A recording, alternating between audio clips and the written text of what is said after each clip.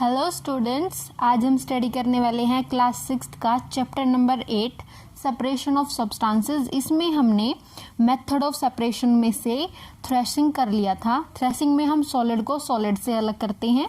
इसका इस्तेमाल ज़्यादातर फार्मर्स करते हैं जिनको अपने ग्रेन्स में से चाफ को अलग करना होता है। नेक्स्ट है हमारा टॉपिक विनोइंग, मैनुअली थ्रेस्ड ग्रेन। इसमें हम जो है हाथ से उनको अलग करेंगे। वो जो है अलग अलग दिखते हैं हमें, जो हमें अनवांटेड चीज़ें होती हैं उनको हम हटा देते हैं। इसमें the process of separating chaff from grains by blowing air और विंड, यानी कि इसको हम हाथ से काम करते हैं और इसमें जो है हवा का इस्तेमाल करेंगे, जो कि ग्रेन्स हैं वो तो नीचे गिर जाएंगे अपने वेट की वजह से, और जो चाफ है जो कि काफ़ी लाइट वेट होता है वो उड़ जाएगा। तो इसलिए फैन वगैरह का भी यूज़ करते हैं फार्मर्स। तो ये वो प्रोसेस लिखा हुआ है जिसके ज़रिए ये होता है। नेक्स्ट है हमारा, ये कौन से प्रिंसिपल पे काम करता है? डेंसिटी डिफरेंस पे, यानी कि लाइट वेट चाफ जो है वो उड़ जाता है और जो ग्रेन्स होते हैं वो नीचे गिर जाते हैं क्योंकि वो थोड़ा हैवी वेट होते हैं उनसे। नेक्स्ट टॉपिक है हमारा हैंड पिकिंग। तो हैंड पिकिंग के ज़रिए हम जो है अपने हाथों से ये चीज़ों को उठा के अलग अलग कर सकते हैं। जैसे ये फ्रूट बास्केट है, इस फ्रूट बास्केट में ऐसा है कि हम अलग अलग फ्रूट्स को छांट के अलग कर सकते हैं। We can separate them by hand picking. आपने अपने घर में भी देखा होगा जो फैमिलीज़ में कुकिंग की जाती है। तो जैसे हमने राइस बनाना है तो राइस बनाने से पहले हम उसको थोड़ा सा क्लीन करते हैं। उसके अंदर कोई अनवांटेड चीज़ जैसे कंकर वगैरह तो नहीं है, तो उसको हम अलग करते हैं। वो जो है हैंड पिकिंग में ही आता है वो चीज़ भी। तो जो कलर होता है, टेक्सचर और शेप, उन अनवांटेड चीज़ों की अलग होती है फूड आइटम से, तो हम उसको इजीली अलग अलग कर सकते हैं और उनको देख सकते हैं अच्छे से। तो ये सेपरेट किए जाते हैं हैंड पिकिंग के ज़रिए। नेक्स्ट हमारा आता है सीविंग। सीविंग में होता है कि छलनी होती है एक, जिसमें वायर लगी होती हैं। ये मेथड ऑफ सेपरेशन है ये भी। इसमें डिफरेंट साइज के पार्टिकल्स को अलग करने के लिए, डिफरेंट जो मिक्सचर है उसमें से अलग अलग करने के लिए इसका इस्तेमाल किया जाता है। सीव जो है वो अलग अलग पोर साइजेस की आती है, अलग अलग टाइप की वैरायटी ऑफ मिक्सचर को अलग अलग करने के लिए। तो यहाँ पे दिखाई गई हैं अलग अलग टाइप की सीव्स, तो आप देख सकते हैं यहाँ से। नेक्स्ट टॉपिक है हमारा मैग्नेटिक सेपरेशन। जिन चीज़ों में मटेरियल, इसमें सॉलिड से सॉलिड को ही हम अलग करेंगे। इसमें अगर कुछ आयरन और सल्फर का कोई मिक्सचर है मान लो, तो उसके अंदर मैग्नेट के ज़रिए हम आयरन को अलग कर सकते हैं। जो सल्फर है वो नॉन मैग्नेटिक है, इसमें एक मैग्नेटिक चीज़ होगी तो हम उसको मैग्नेटिक सेपरेशन के ज़रिए अलग कर लेंगे किसी भी मिक्सचर में से। अब आता है हमारे पास सब्लिमेशन। सब्लिमेशन में क्या होता है, इसके अंदर कोई सॉलिड होता है किसी लिक्विड के अंदर।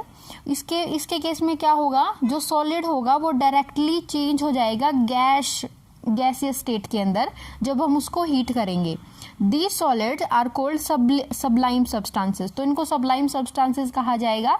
जो हमारे घर में कैम्फर पाउडर होता है और सोल्ट होता है, जैसे कैम्फर पाउडर होता है कपूर का पाउडर होता है, उसकी एक प्रॉपर्टी होती है कि वो जो ऐसा सॉलिड है अगर हम उसको हीट करेंगे तो वो गर्म होने के बाद बिना लिक्विड में चेंज हुए ही वेपोराइज हो जाएगा। तो इसके केस में क्या होगा, अगर कोई मिक्सचर है हमारे पास जिसके अंदर कैम्फर मिक्स्ड है, तो हम क्या करेंगे, उस मिक्सचर से कैम्फर को हटाने के लिए उसको हीट करेंगे। अब क्या होगा कि वो जो है हीट होने के बाद वो ऑटोमेटिक ही वेपोराइज हो जाएगा। नेक्स्ट टॉपिक है हमारा separation of insoluble solid from liquid. Insoluble जो अच्छे से डिसॉल्व नहीं हुए होते, हम उसको कैसे अलग करेंगे? जैसे चाक पाउडर है, सल्फर पाउडर है, आयरन फिलिंग्स है, ये सोल्यूबल नहीं होते वाटर में। अगर ये इसके अंदर मिक्स हो जाए, मतलब इसमें हमें दिखाई देते हैं ऐसे इस तरीके से, इसको हम अलग अलग टाइप के मेथड से अलग कर सकते हैं। 3 मेथड होंगे जिसको हम कॉम्बिनेशन में इस्तेमाल करेंगे। सबसे पहले सेडिमेंटेशन। सेडिमेंटेशन में क्या होगा, इसमें हम जो है इन चीज़ों को नीचे सेटल होने देंगे। फिर होगा डिकेंटेशन। डिकेंटेशन प्रोसेस में हम जो ये लिक्विड होगा ऊपर, इसको हटा लेंगे इसके अंदर से, इसको डिकेंटेशन बोलेंगे। फिर करेंगे हम फिल्ट्रेशन। फिल्ट्रेशन में क्या होगा कि जो लास्ट में हमारे पास नीचे की तरफ ये बचेगा ना, इसको हम फिल्टर कर लेंगे और फिर हम इसको ड्राई कर लेंगे। फिल्टर करने के बाद फिल्ट्रेशन में क्या होता है कि एक फिल्टर पेपर होता है, उस फिल्टर पेपर का कोन बना लेने के बाद हम उसमें ये लिक्विड डालेंगे जो नीचे बचेगा। फिर उसको हम जो है बहुत अच्छे से उसको फिल्टर कर लेंगे। कोन बनाने के बाद हम उसको एक ग्लास पे रखेंगे और फिर वो उसके अंदर फिल्टर पेपर के अंदर डालेंगे ये लिक्विड, जिससे ये जो है सारा नीचे चला जाएगा वाटर इसके अंदर से, और हमारे पास सब्सटेंस जो है वो बच जाएगा। तो ये वो 3 प्रोसेस है जिनके ज़रिए हम सेपरेट करते हैं इनसॉल्युबल सॉलिड को लिक्विड के अंदर से। Okay, this is our next topic, separation of soluble solid from liquid. अब उस केस में हम क्या करेंगे जिसके केस में पानी के अंदर वो सारे सब्सटेंस बिल्कुल ही डिसॉल्व हो जाएंगे, जैसे sugar and salt.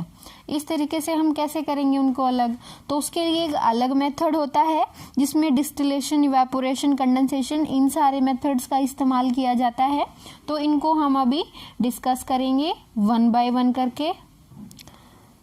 Some solids like sugar and salt, sugar और सॉल्ट वो कम्प्लीटली डिसॉल्व हो जाते हैं पानी के अंदर। इनको सेपरेट किया जाता है डिस्टिलेशन के जरिए। इस प्रोसेस में क्या होता है, इवेपोरेशन फॉलोड बाय कंडेंसेशन।